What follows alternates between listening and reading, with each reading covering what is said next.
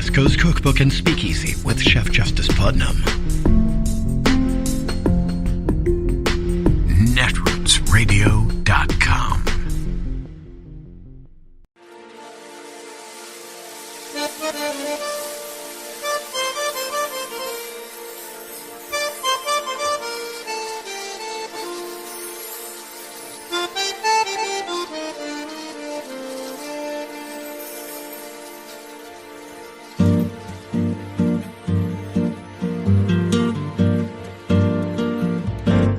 Je voudrais du soleil vert, des dentelles et des théières, des photos de bord de mer, dans mon jardin d'hiver. Je voudrais de la lumière, comme en Nouvelle-Angleterre. Je veux changer d'atmosphère, dans mon jardin d'hiver. Ma fleur sous la pluie de novembre, tes mains qui courent, je n'en peux plus de t'attendre. Les années passent, il est loin, là je tombe. Nul ne peut nous entendre. Je voudrais du Fred Astaire. As we speak, the future of the FDA as the highest authority in the country for ensuring the safety, efficacy, and security of drugs, that authority is at risk. That is because inside that courtroom in Amarillo, Texas, anti-abortion groups are asking federal judge Matthew Kacsmaryk to force the FDA to rescind its approval of mifepristone, a safe and effective abortion medication that has been used in the U.S. for more than 20 years. Now, we don't know how the judge will rule, but this case has already opened the door to two very serious questions. One, what is the role of the courts in reviewing the FDA's approval of drugs? And secondly, what are the implications for other drugs being taken off the market because conservatives find them controversial? In Florida, for example, Governor Ron DeSantis has launched a public health policy committee to counter public recommendations from the FDA and the CDC on COVID vaccines. Vaccines that were approved by the FDA have been safely administered to over 269 million Americans and have shown to reduce the spread of COVID and the risk of severe illness and death. In Idaho, Republican lawmakers are going even further. They introduced a bill last month that would criminalize the administration of mRNA vaccines, as in all types of mRNA vaccines, not just those for COVID. And that could include FDA-approved drugs with mRNA technology like vaccines for rabies or the flu. And then there are the 97 bills in 27 states that would ban gender-affirming care, and that includes hormone therapy, which, by the way, is also commonly used in menopause. And then finally, there are Republican efforts to target birth control. In 2021, conservative Republicans in the Missouri legislature tried to block Medicaid funding from going to groups including Planned Parenthood. In the fine print, the lawmakers further targeted specific forms of emergency contraceptives, often sold under the name Plan B. It is a medication that was approved by the FDA back in 1999. If a Texas judge sides with conservative groups to block the use of a drug that has been safely used for over 20 years, what is to say that any drug that runs afoul of conservative principles stays safely on the shelf? Joining us now is New York Times columnist and MSNBC contributor Michelle Goldberg. Michelle, it's always good to see you. And I don't want to be an alarmist here, right? I don't want to say the sky is falling, but the precedent that this Kacsmaryk case could set if he does, in fact, order a preliminary injunction or withdrawal of the FDA's approval of mifepristone could be profound across pharmacies across the country. Yeah, I mean, it's, besides the immediate impact on, women and people who need abortions, it's just there's a couple pieces. There's the utter lawlessness of it, right? I mean, I think that when the Supreme Court refused to enjoin Texas from their Abortion Bounty Act, SB 8, which, was such a violation of what was constitutional precedent at the time.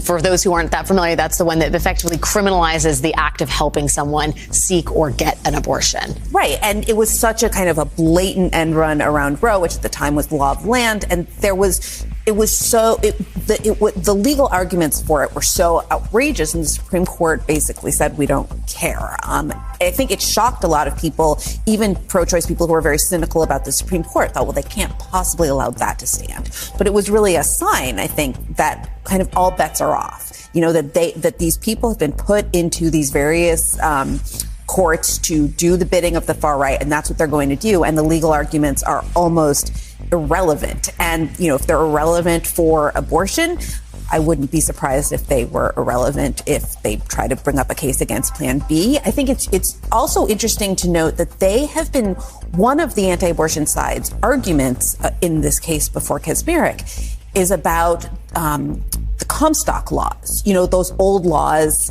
that were used to ban the mailing of contraception, the mailing of birth control, just information. They basically want to sort of resurrect the Comstock laws and say that they apply here.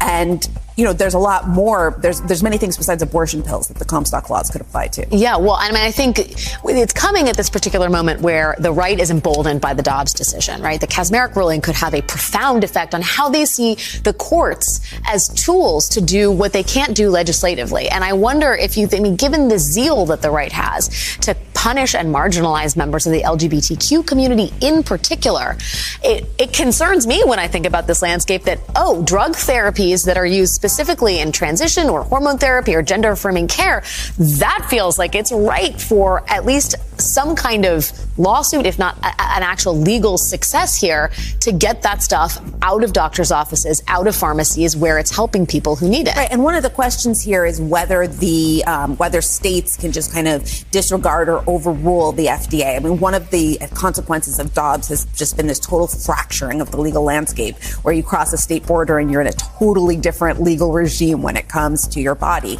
And so, yes, well, I think we're already seeing states banning hormone therapy, not just for minors, but for, people 18, 20, 21.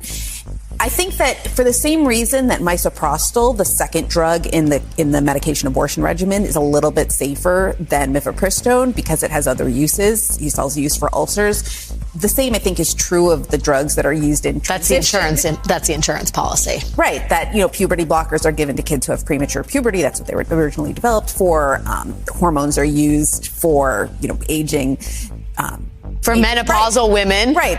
So whether actually Republicans are going to want to ban testosterone when presumably some of them that's the golden ticket. That's, I think, is the question. But it's also reflective of this very, very distressing trend of the courts denying settled science, right? I mean, I think we can't, the FDA approved these drugs. They are safe. They are effective. There are case studies to prove that. There is a wide body of evidence. And yet you have these Christian fundamentalist justices who seem to want to throw science away in the name of Christian doctrine. Well, look, I think it's been a very long history on the far right of creating these alternative institutions, alternative legal institutions, alternative medical institutions, this whole sort of library of lies that, not just settled science on vaccines, settled science on evolution. There's a whole alternative reality that they have been very fastidiously constructing and are now in a position to impose on everyone else. It's not just legislatures, it's now the judges themselves. It is Thursday, the 16th of March of 2023, and you are in West Coast Cookbook and Speakeasy. I am your chef de cuisine, Justice Putnam. Gunner, the English bulldog, is our snoozing sous chef, and our daily special is Metro Shrimp and Grits Thursdays. A little bit of jambalaya, a little bit of spice in your life, and we need it. We need spice, just a little bit for some of us now, because our tolerance is, not quite as large as others, and that's the way the world turns. How is your world turning today, huh? Well, are we going to hear about this ruling from Kaczmarek? Do we really have to wait? We know exactly what it is. They don't go to Amarillo, Texas for, I don't know, the weather. Yeah, let's go to Amarillo for the weather. Yeah, you don't need a weatherman to know which way the wind blows. So I think all the anti-vax lawsuits are going to be going through Amarillo. That's right. As long as Kazmarik's there, or another lackey. Isn't it weird how the Federalist Society has pretty much entangled our judiciary, and they're not stopping there now. Well, if the rule of law is the only glue that holds this representative democracy together, and that might be debatable, but let's just go with it. If the rule of law is the only glue that holds representative democracy together, then I guess that's why the Federalist Society decided to pack the courts up and down and rot it from within. And like, any house that's been built for a while, it's going to take a while to get it to rot. So, they spent several decades doing this now. They went for the long haul. Marathon runners of a sort. I told everybody back in the 80s when all these Soviet fighters and Reagan anti-Soviet BS was coming up, I told everybody, they are using the Soviet 70-year plan. This old Grover Norquist thing about starving government, they weren't talking about doing it in a week. You don't starve anybody in a week. Well, maybe some people. You don't starve people in a week. Just do it over time. First, make them feel happy. Fat and happy. Oh, yeah, I'm just living the best life I have. Look at all these possessions I got. And I got a bigger house than the other bigger house over there. We all got bigger houses. Bigger trucks. My God, we're big. Life is grand. Next thing you know, it's a cookbook. I told everybody way back, these Soviet fighters are going to be using the Soviet plan to, turn us into Nazis. Everybody forgets that Stalin and Hitler had a little pact going on there. Hey, yeah, sure, they had a split, but still, they had a little pact going on in the beginning there. Let's not forget that. Okay, well, what else is there out in the world? Another thing that keeps coming across my timeline is Peter Thiel. What an evil schmuck that guy is. All right. I don't know what else to say about it, but, don't trust Peter Thiel. His little slimy hands are everything. This is a reason why you don't want to have the kind of tax rate that we have right now. We want the kind that was, imposed back during Eisenhower. They called him a commie, General Dwight D. Eisenhower, the guy that defeated the Nazis. He must be a commie. The people who called him a commie were Birchers. Let's be clear. Which was a nice way of calling them, Nazis. Look where we are. Anyway, I could keep going on, but I just want to, this Peter Thiel thing, he was trying to build an island, a libertarian paradise. Probably still is. These demagogues. Anyway, this is just an example of what happens when you let them have more money than God. They called Dwight D. Eisenhower a commie, for the interstate highway system. Now, I suppose a lot of people are saying, oh, well, look, now we all have these cars and they're polluting the atmosphere and, whoa, it's terrible. Well, I might argue that the interstate highway system was one of the most major advocates and proponents of representative democracy. We got to see our country. We then had the mobility to be able to move about. Mobility to move about. Hey, this is a Department of Redundancy department here. No, the car, transportation, ability to get around, opened up possibilities, alternatives.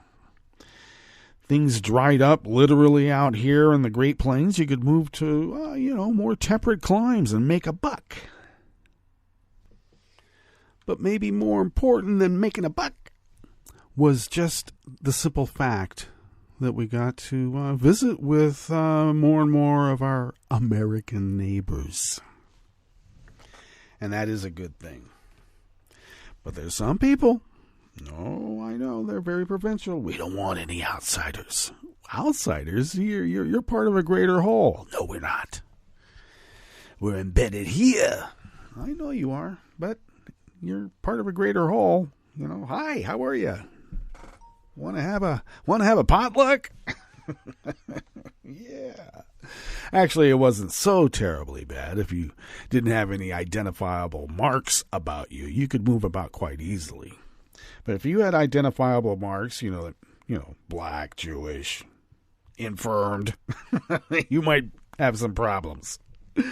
But your freedom to move might be impinged upon in certain parts of the country. I will admit that back in the day when I was, strapping and able to stand the rigors of hitchhiking across the United States of America a few times, when I first did it, I think maybe the first 2-3 times, I stayed far away from the South because I was warned, and I had driven through there with Cottonmouth and others, but being out in the middle of nowhere, I thought maybe that might not be a good idea after I was told that maybe with my long hair and hippie looks that might not be a safe place to go, and even in the wintertime, I would take a more northerly route, even though it might put me through, a blizzard or two. No fun. Actually, I had no frame of reference. It was actually kind of fun.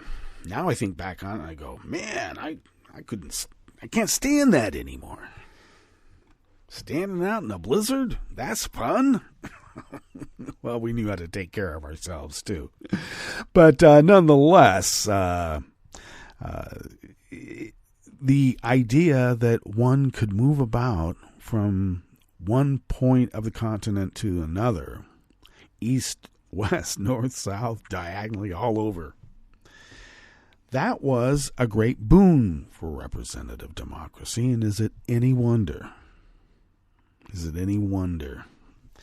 That they, and you know who they are, want to restrict that movement, that knowledge, that camaraderie? Okay. And Axios, did you hear about this? Axios has a reporter who works out in the Florida realm, and quite established and respected reporter, by the way. But the Florida Department of Education or whatnot put out what was called a press release. There was really nothing more than a screed about woke and, all this other BS. And he rightfully wrote in the email chain, this is not a press release, this is propaganda. And Axios fired him for that because DeSantis has such thin skin that he said, I want this guy out. And they fired his ass. Axios. Wow. I thought you were supposed to afflict the comfortable. Maybe they thought the reporter was getting a little too comfortable calling old Ronnie DeSantis there, or propagandist. This is propaganda. All right. Okay, well, that's where our press is now. And we know why Axios did that. They think that they're going to have access. We got to keep the channels of access open with these politicians. We can't be offending them, or else our access will be blocked. It'll be cut off. We won't have a story. I'm telling everybody, look, doesn't matter.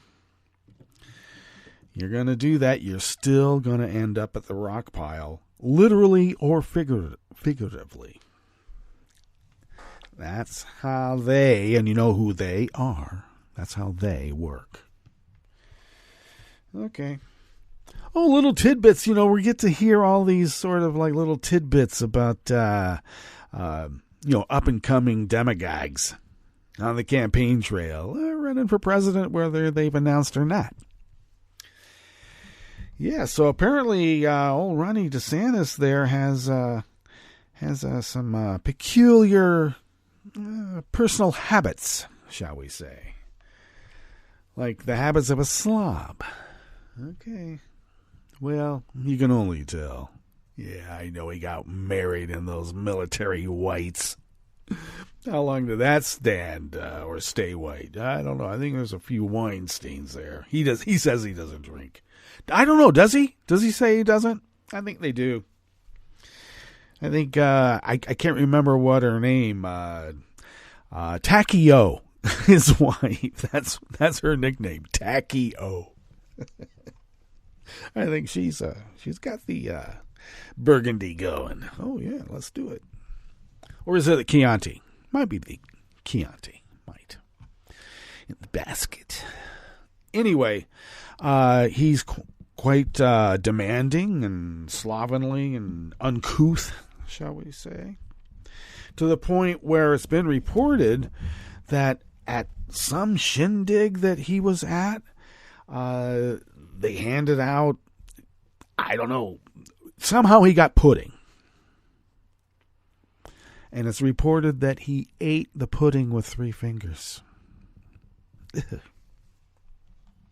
Okay. Now, I'm laying claim to this. I think that I got this before Trump could come to it. But I'm calling them pudding fingers from now on.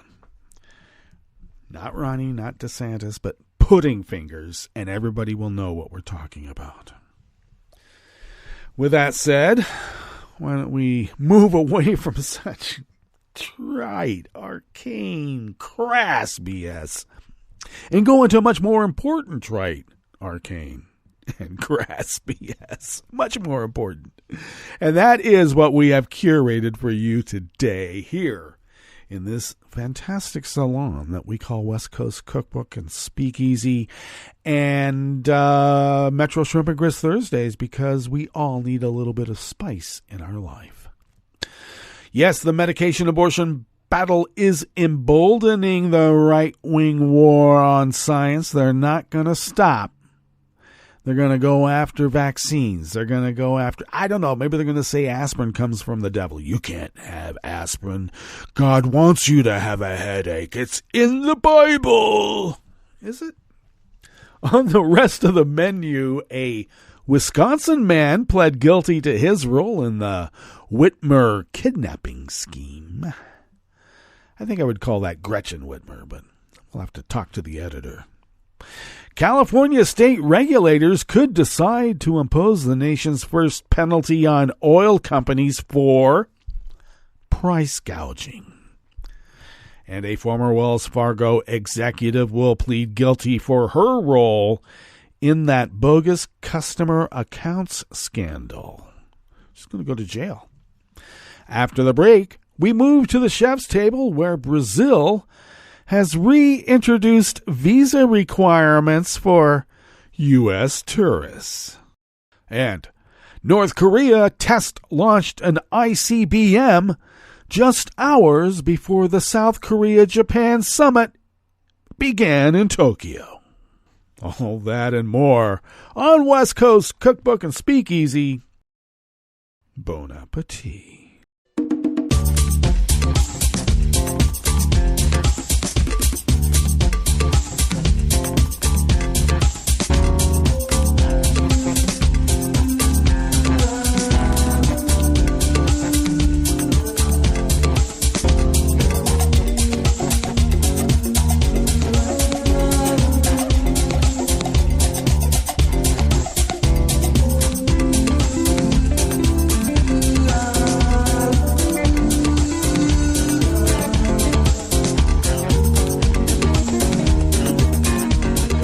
Near the bottom of our homepage at netrootsradio.com, to the right of the page, is the chat room link, and the chat room is monitored by Kelly Lincoln. Thank you, Kelly. Across the page to the left and down just a tad is the link to our Patreon page, and do please become a recurring Patreon of Netroots Radio. Thank you to those of you who have recently become recurring Patreons of Netroots Radio. It has really helped us in a dire time of need, I must tell you. Thank you. What people have done in the past and what they're doing currently is that if you could afford to send us what you might spend on an espresso type coffee drink, for instance, those funds really do help us, and they get pooled together, and you know how it works. So thank you for your generosity. It really has helped this powerhouse of resistance to keep powerhousing and resisting. If you would like to follow Netroots Radio on Twitter, Mastodon, and Spoutable, do so at Netroots Radio. Tom takes care of that. Thanks, Tom. Follow me on Twitter, Mastodon, and Spoutable. At Justice Putnam, by the way. I post the show notes and links diary on Daily Kos, and I know Daily Kos went down, but they've been stable for all these almost like a couple of decades now. Darn. Anyway, I post the diary there 10 minutes before showtime, and you can then access the actual articles and do the research that must be done when educating ourselves about, well, items of interest. So it's all there. And you can find it by following me at Justice Putnam at said social media platforms. And there you go. You can also follow the show on Twitter at Cookbook West and pick up podcasts by way of Spreaker, Stitcher, TuneIn, iHeart, YouTube, iTunes, etc., etc., etc. Yeah, I've got to get my getting up and going. I'm tired today, worn out. I should have slept more. Shouldn't we all? Okay, well, this first offering here in the Bistro Cafe of West Coast Cookbook and Speakeasy is out of the Associated Press by John Flesher and Ed White. A Wisconsin man accused of assisting the key figures in a plot to kidnap Michigan's governor pleaded guilty yesterday, Wednesday, to a lesser charge and will cooperate with prosecutors. What? Brian Higgins said he attempted to provide material support for terrorism, a crime that carries a maximum prison term of 5 years. Really? He drove past Governor Gretchen Whitmer's second home in Antrim County in 2020 while allies waited across a lake for a signal from his laser-style device. Higgins was among 5 men scheduled to face trial later this year in northern Michigan. They were not charged in the kidnapping conspiracy, but were accused of providing key support. The ragtag band of anti-government rebels was planning to eventually snatch the Democrat and trigger a civil war before the 2020 election, investigators said. But informants and undercover FBI agents were inside the group for months and helped break up the plot. Higgins, aged 54, admitted that he was on the night ride with a camera rigged to his pickup truck. Whitmer was not at the house at the time. I wish to plead guilty, Higgins told the judge, appearing in court by video from Wisconsin Dells, Wisconsin, where he has been freed on bond. Prosecutors also had evidence that Higgins trained with key members of the conspiracy at a kill house on the same weekend as the ride to Elk Rapids. 14 people were charged in 3 different courts. The U.S. Justice Department secured convictions against 4 men in federal court, including leaders Barry Croft Jr. and Adam Fox, though 2 men were acquitted. 3 men charged with aiding Fox were found guilty in Jackson County in October and are serving long prison terms. Higgins won't be sentenced by Judge Charles Hamlin until after the August trial of his 4 co-defendants. His cooperation could improve his chances for a lighter sentence. Anti-government extremism exposes a threat to the safety of public officials, law enforcement officers, and residents all across our state. We will keep fighting to deliver justice as the remaining prosecutions continue to play out, Attorney General Dana Nessel said. When the plot was foiled, Whitmer blamed then-President Donald Trump, saying he had given comfort to those who spread fear and hatred and division. Last August, after 19 months out of office, Trump said the kidnapping plan was a fake deal.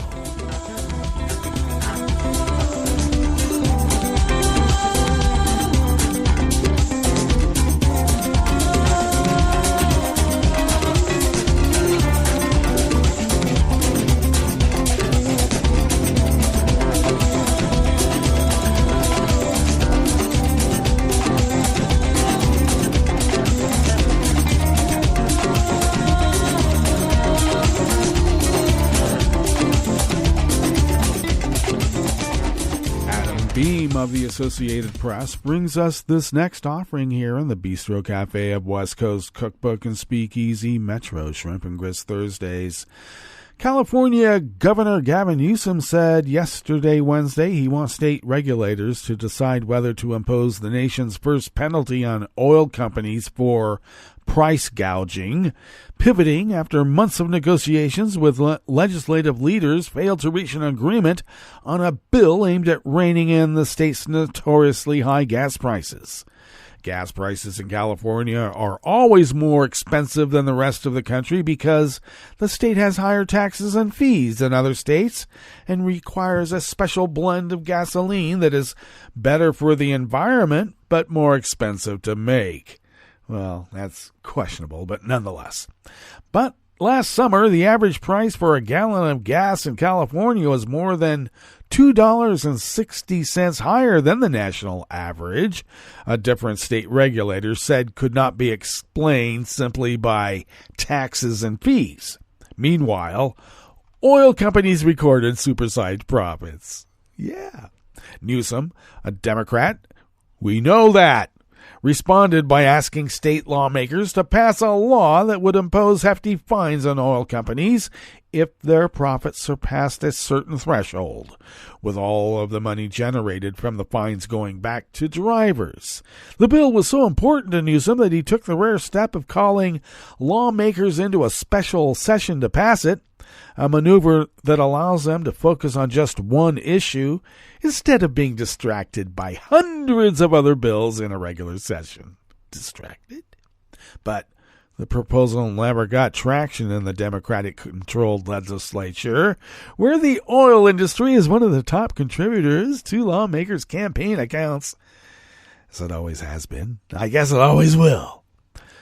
The governor yesterday, Wednesday, announced he was changing course and instead will ask lawmakers to empower the California Energy Commission to decide whether such a penalty is necessary, and if it is, how much it would be.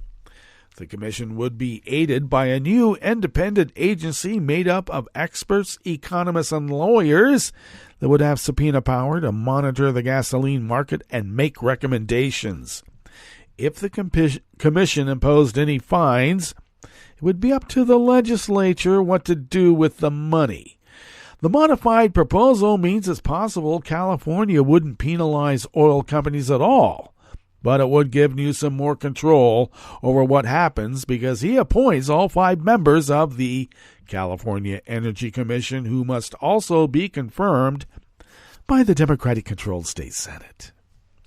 That did not win over the oil industry, which has been battling Newsom over this proposal and a host of other environmental proposals aimed at transitioning the nation's most populous state away from fossil fuels. State legislative leaders have not yet agreed to Newsom's proposal, but the governor's office expects lawmakers to hold public hearings on it soon, ideally before the summer months, when gas prices usually increase.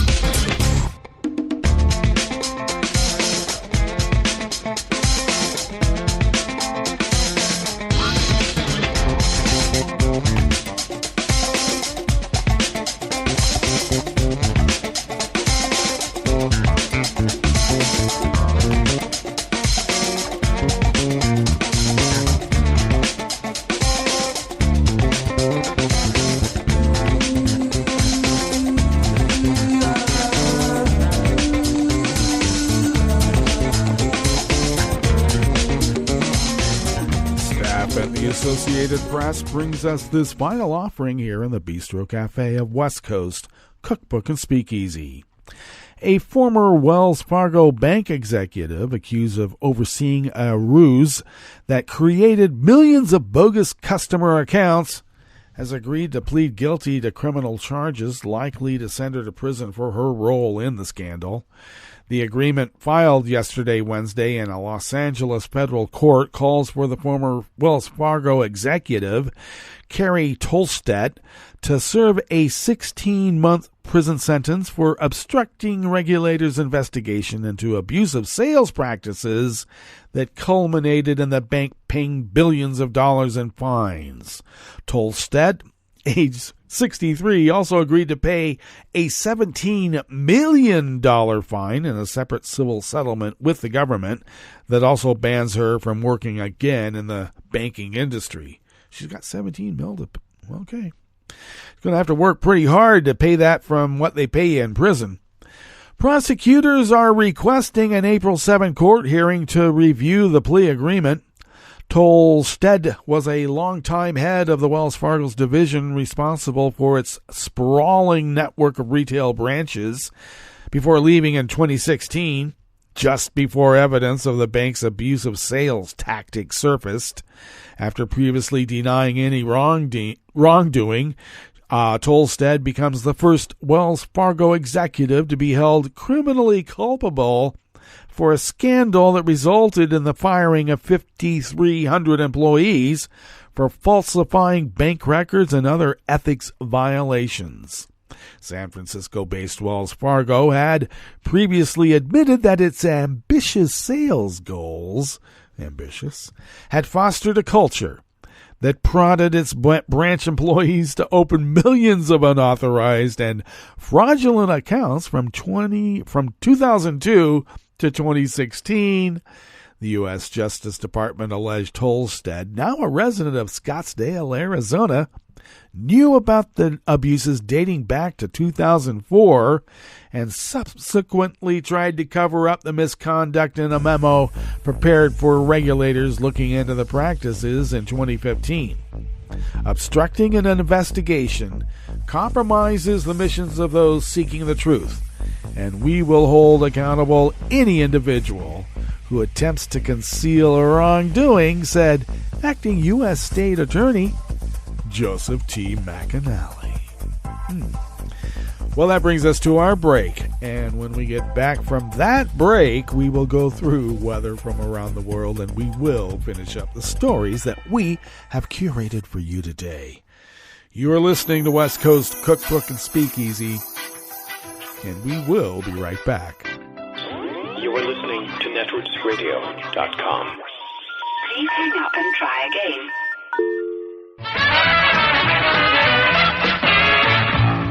From a point at sea to the circles of your mind, a new force is at work for planetary transformation. New radio for a new Earth.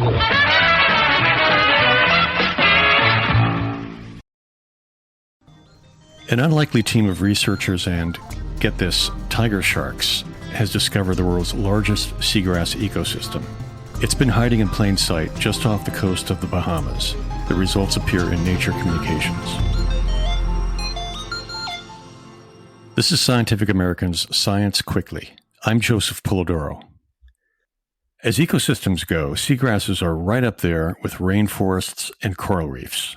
But it's actually one of the most important hubs or magnets for biodiversity. Austin Gallagher is a marine biologist and CEO of Beneath the Waves, an ocean conservation nonprofit. Seagrasses are nurseries to a fifth of the world's largest fisheries and are shelters for thousands of species. They protect other habitats and coastlines, and they store enormous amounts of carbon that would otherwise be released into the atmosphere. It's sort of this, incredible unsung hero of ocean conservation. But as much as half the world's seagrass is yet to be found. We're protecting these critical ecosystems with surveys that are as accurate as an early Renaissance map of the New World. That's because unlike mangroves and warm water coral reefs, seagrass meadows aren't always picked up by satellite or airplane observation. Cloud cover and glare from the seafloor also keep the Bahamas seagrass hidden. So there's a lot of false negatives and a lot of false positives. Carlos Duarte is a marine ecologist at King Abdullah University of Science and Technology in Saudi Arabia.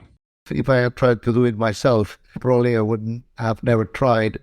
For decades, Carlos had suspected that the Bahama Banks might host an enormous seagrass habitat, but he couldn't prove it. Remote sensing will never produce a reliable record, and then ground truthing the Bahamas banks because of the sheer size proved impossible. By the way, ground truthing is establishing the on-the-ground truth by direct observation. For seagrass, that's usually done by divers or by researchers on a boat. I really believe that if we had not come together like we did, this discovery might not have happened.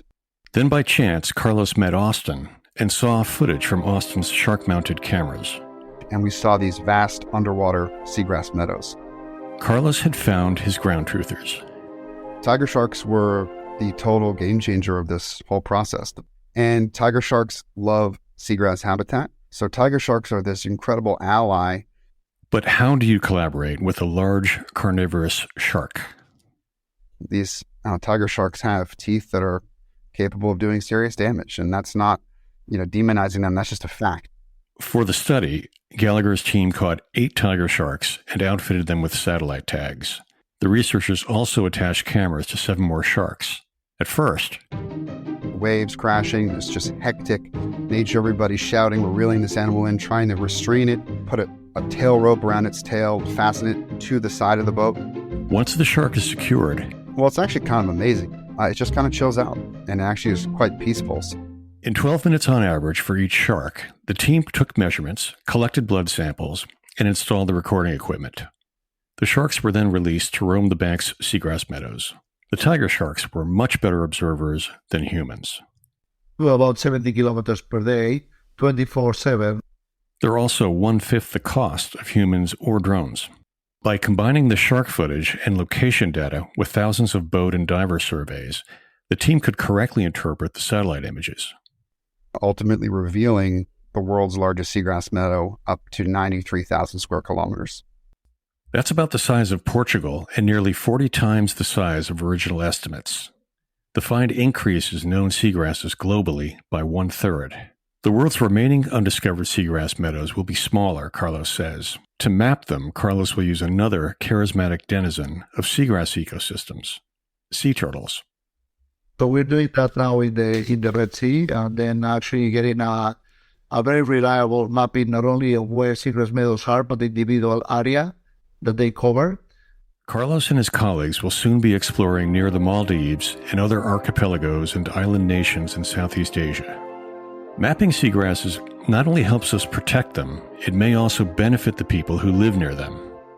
So when you look at the carbon assets that sit in the seagrass meadow and the avoided emissions that can be achieved through conservation, and then apportion them to 300,000 people. He's referring to the population of the Bahamas, now over 350,000 people.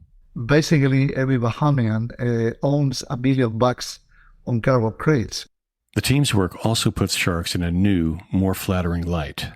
These tiger sharks led us to these seagrass meadows. We now know that this is going to be a huge benefit for people of the Bahamas moving forward. It really demonstrates that if you protect the sharks, then you could potentially protect the people. No small accomplishment for 15 tiger sharks and their human colleagues. For Scientific American's Science Quickly, I'm Joseph Polidoro. Science Quickly is produced by Jeff Delvicio, Tulika Bose, and Kelso Harper. Subscribe to Science Quickly wherever you get your podcasts, and follow scientificamerican.com for updated and in-depth science news. What grows in the forest? Trees? Sure. Know what else grows in the forest?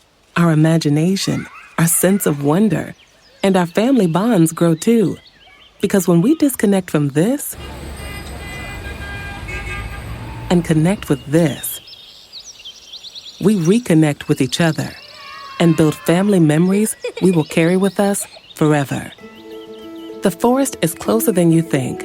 Find a forest near you and start exploring at discovertheforest.org. It's easy. Just put in your zip code to find family-friendly outdoor destinations near you. You'll also find guides to free activities, games, and amazing forest facts. Give the magic of the outdoors to your kids and reconnect with your family. Find a forest near you at discovertheforest.org. That's discovertheforest.org. Brought to you by the United States Forest Service and the Ad Council. Hi, it's Tom.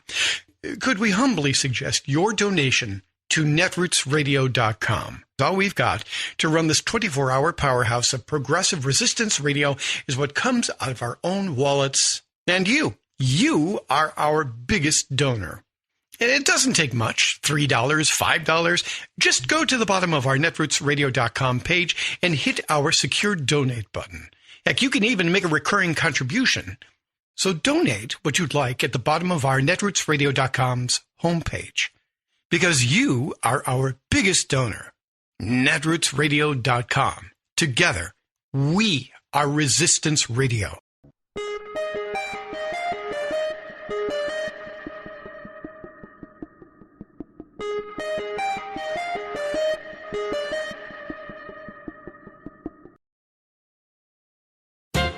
Profiteering is always bad, but there are degrees of profiteers.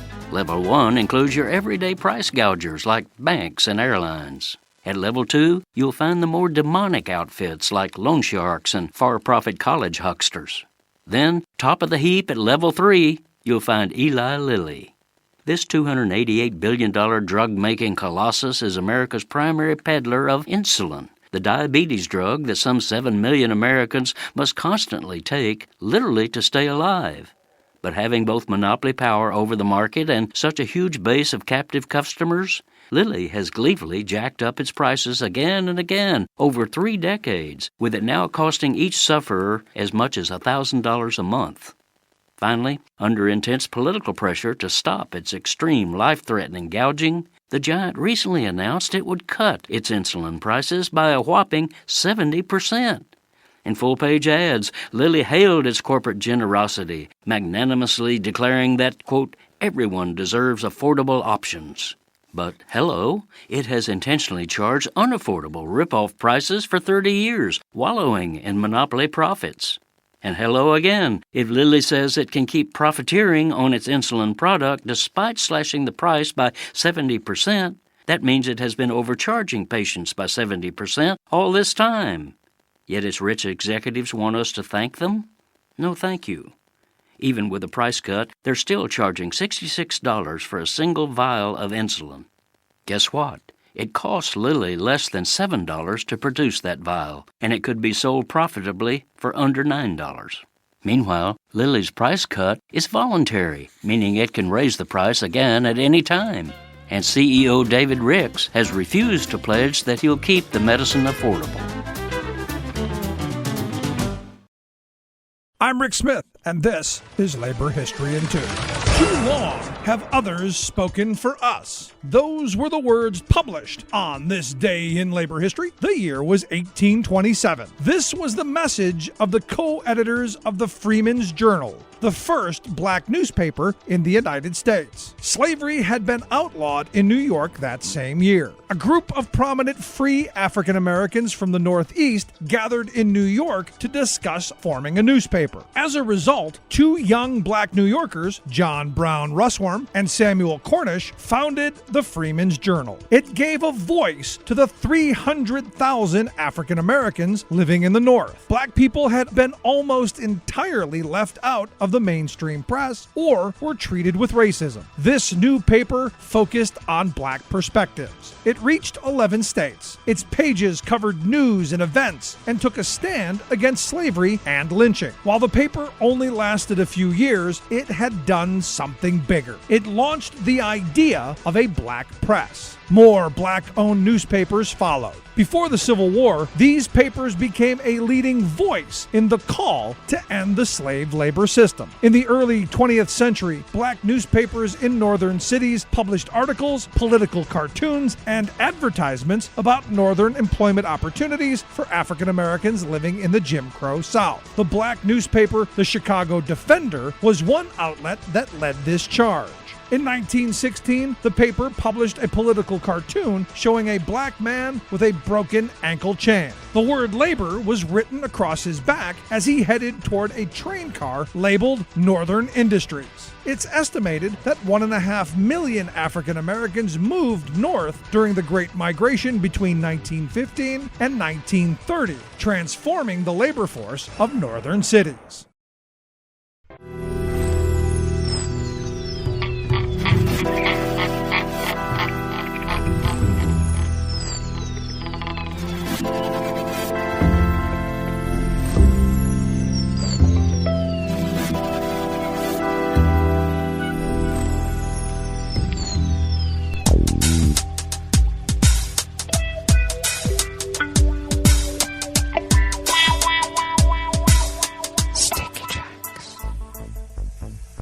Thank you for accompanying us here to the Chef's Table at West Coast Cookbook and Speakeasy Metro Shrimp and Grits Thursdays. We always begin weather from around the world along the banks of the Rogue River in the Rogue River Valley of Southern Oregon, on the west coast of the continental United States of America, where it is currently 28 degrees Fahrenheit with icy, foggy conditions at the moment. Expecting a high a bit warmer than yesterday, expecting highs in the low to mid-60s. We'll see about that. Partly cloudy skies throughout the day, winds light and variable. Clear skies tonight with lows in the upper 20s, low 30s, winds remaining light and variable.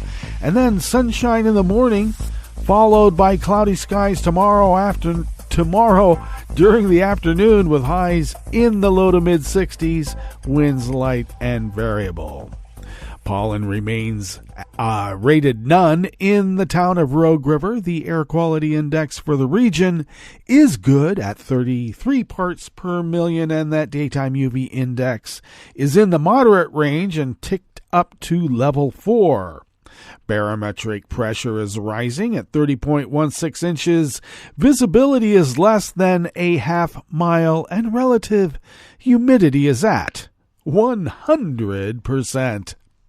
Weather from around the world is brought to you by a crowd of crowdsourced weather stations that crowdsources from around the world.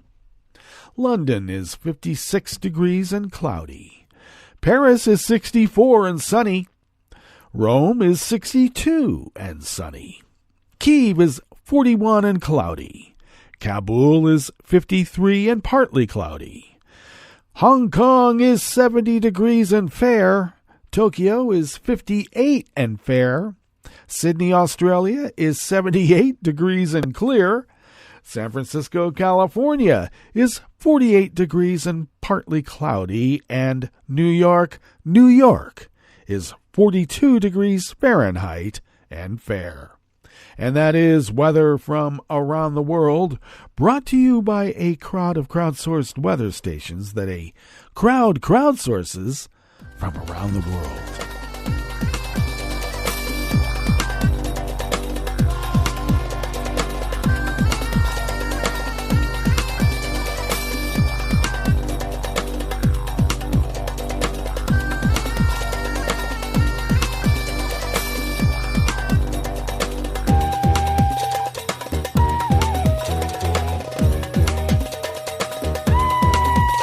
Eleanor Hughes of the Associated Press brings us this first amuse-bouche here at the Chef's Table at West Coast Cookbook and Speakeasy Metro Shrimp and Grits Thursdays. Brazil is reintroducing the requirement to obtain tourist visas for citizens of the U.S., Australia, Canada, and Japan starting October 1st, the Foreign Ministry said. Former President Jair Bolsonaro had scrapped the visa requirements in 2019 to bolster the country's tourism industry, but the four countries continued to demand visas from Brazilians. The decision to grant the visa exemptions had represented a break with the pattern of Brazilian migration policy, historically based on the principles of reciprocity and equal treatment, the Foreign Ministry said in a statement released quietly late Monday. Brazil does not grant unilateral exemption from visiting visas without reciprocity to other countries, the ministry said, while noting that the government is ready to negotiate visa waiver agreements on a reciprocal basis. Bolsonaro criticized the decision last week after the news outlet G1 first reported the upcoming change. Another revocation by Lula. Less jobs and less stimulus of the hotel sector, he said on Twitter. Is he still in Florida? Unilateral decisions like the one made by Bolsonaro are rare in diplomacy, according to Leonardo Paz, a political scientist with the Getulio Vargas Foundation, a university and think tank. Its reversal is part of President Lula's ambition to reaffirm his foreign policy, an area neglected under Bolsonaro, Paz said. Still, representatives of the tourism industry were critical of the move. The chief executive of one of Rio de Janeiro's top tourist attractions, the cable cars on Sugarloaf Mountain, criticized the decision. Sandro Fernandes told Folha Press before the official announcement that the decision would be a setback. Before the pandemic hit, Brazil received 6.4 million tourists in 2019, far below Mexico's 45 million and less than Argentina's 7.4, according to data from the United Nations World Tourism Organization.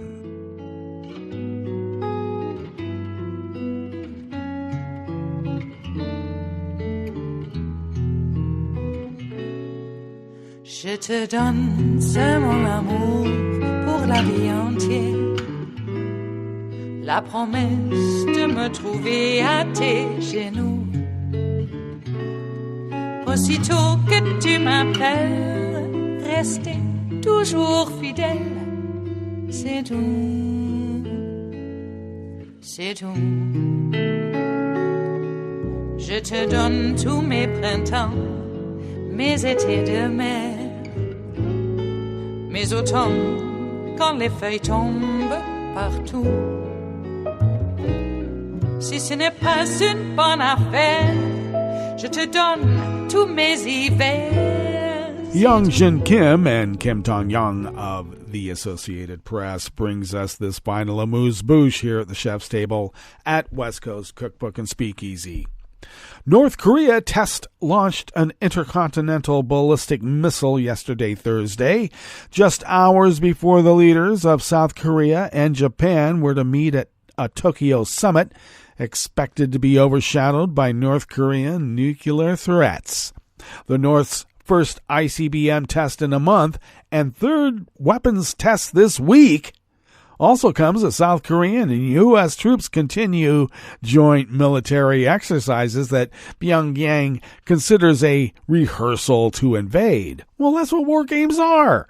The missile flew about 620 miles with a maximum altitude of 3,730 miles during a 70-minute flight, and that was according to South Korean and Japanese assessments. Similar to the flight details from a February launch of another ICBM, which experts said demonstrated a potential range to reach deep into the U.S. mainland. The missile fell into the waters between the Korean Peninsula and Japan after being launched on a steep trajectory. Apparently, to avoid neighboring countries, Japan said the missile landed outside its exclusive economic zone and that there were no reports of damage to ships or aircraft. North Korea has yet to test ICBMs on a standard trajectory, but it was repeatedly claimed it possesses functioning nuclear missiles. Some foreign experts still doubt the North has mastered the technologies needed to build warheads small enough to be placed on those missiles and protect the warheads during atmospheric re-entry. Well, that brings us to the end of our broadcast period for the day, but you do know Netroots Radio broadcasts on, and we will meet up here tomorrow for Blue Moon Spirits Fridays. Oh, yeah. So do stay tuned to Netroots Radio all day and all night for all the breaking news as it breaks, and we will meet up here tomorrow, right here, in West Coast Cookbook and Speakeasy. Bon appetit.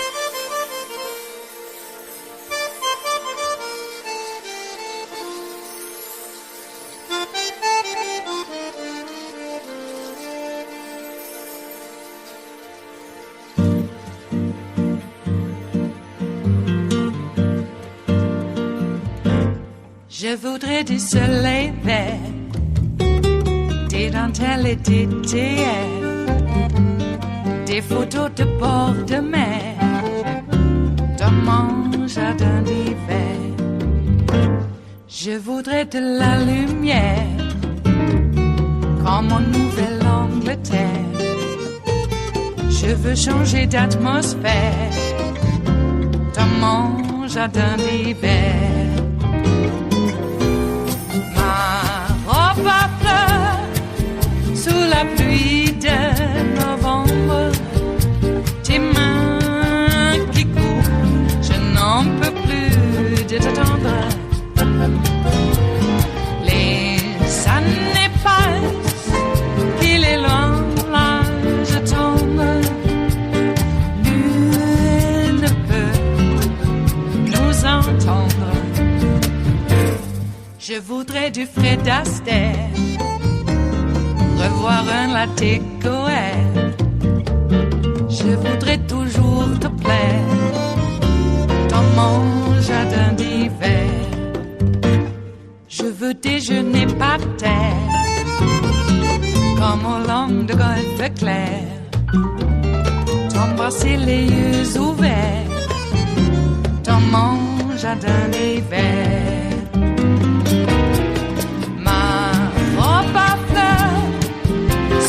Pluie de novembre, tes mains qui courent, je n'en peux plus de t'attendre.